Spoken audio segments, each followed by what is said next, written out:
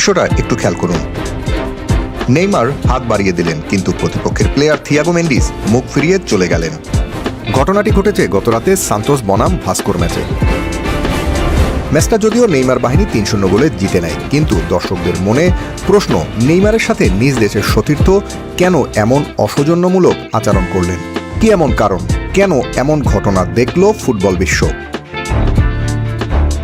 ঘটনাটি জানতে হলে আমাদের ফিরে যেতে হবে ৫-৬ বছর আগে। নেইমার যখন বার্সা ছেড়ে পিএসজিতে পাড়ি জমিয়েছিলেন, তখন অলিম্পিক লিওনে খেলতেন থিয়াগো মেন্ডিস।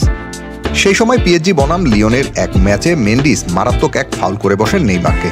মূলত ওইখান থেকেই ঘটনার সূত্রপাত। এই মারাত্মক ফাউলের পর নেইমার ৪ থেকে ৫ সপ্তাহ মাঠের বাইরে ছিলেন।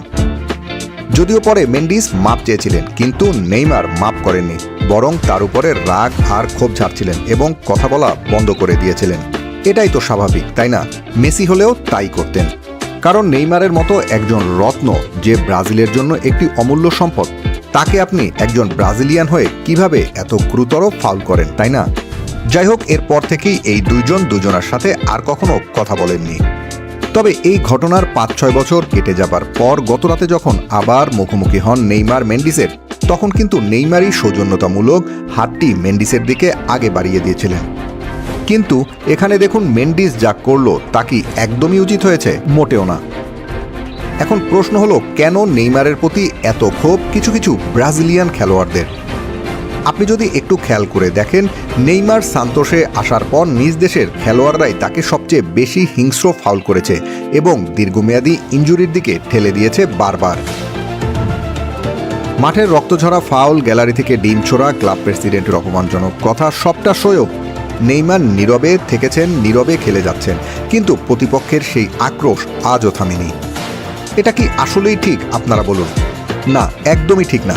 তবে কেন নেইমারকে আপনি এত ঘৃণা করবেন? যদি এখানে ইউরোপীয় কোনো খেলোয়াড় হতো তবে সেটা মানা যেত, কিন্তু তাই বলে নিজ দেশের খেলোয়াড় দ্বারা এমন গুরুতর আঘাত আর আচরণ কোনোভাবেই মানা যায় না। এর অবশ্য দুটি কারণ হতে পারে। একদল মানুষ তাকে অন্ধের মতো হিংসা করে, কারণ তার মতো প্রতিভা তৈরি করার সামর্থ্য তাদের নেই। আরেক দল চায় না যে নেইমার কেন বিশ্ব মিডিয়াতে এত লাইমলাইট পাবে। এসব দেখে কখনো কখনো মনে হয় নেইমার ভুল সময়ে জন্মাননি, তিনি জন্ম নিয়েছেন ভুল দেশে। আর্জেন্টিনা যেমন মেসিকে রাজপুত্রের মতো মাথায় তুলে রেখেছেন, ব্রাজিলিয়ানরা তা করতে ব্যর্থ হয়েছেন। নেইমার তার দেশের জন্য নিজের শরীর ও কেরিয়ার বাজি রেখেছেন, অথচ পেয়েছেন কি? অবহেলা, শুধুই অবহেলা। তবে প্রতিপক্ষ যতই হাত না মেলাক বা হিংসার দেয়াল তুলুক, নেইমার জুনিয়রকে থামানো যায়নি এবং কখনো যাবেও না।